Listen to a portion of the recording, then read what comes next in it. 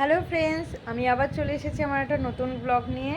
আজকে যেহেতু গণেশ চতুর্থী, তাই আমার পিসির বাড়িতে গণেশ পুজো হয়েছে, সেই ভিডিওই আমি শেয়ার করলাম। আর তোমাদের ভিডিওটা দেখে কেমন লাগে অবশ্যই জানিও।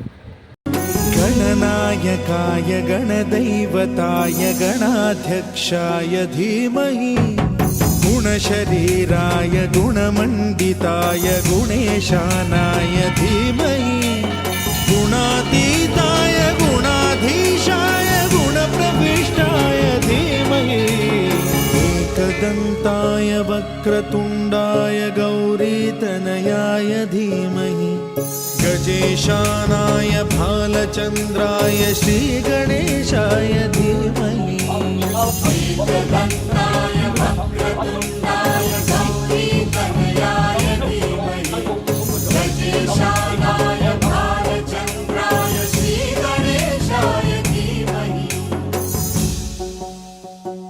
गानचतुराय गानप्राणाय गानान्तरात्मने गानोत्सुकाय गानमत्ताय गानोत्सुकमनसे गुरुपूजिताय गुरुदैवताय गुरुकुलस्थायिने गुरुविक्रमाय गुह्यप्रवराय गुरवे गुणगुरवे गुरुदैत्यकलक्षेत्रे गुरुधर्मसदाराध्याय गुरुपुत्रपरित्रात्रे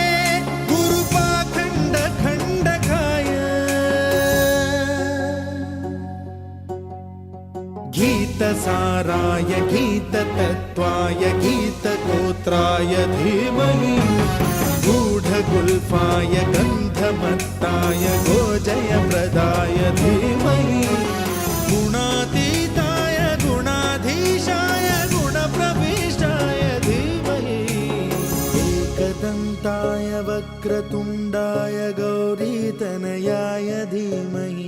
সো বন্ধুরা, পুজোর প্রতিটি মুহূর্তই কিন্তু তোমাদের সামনে তুলে ধরলাম।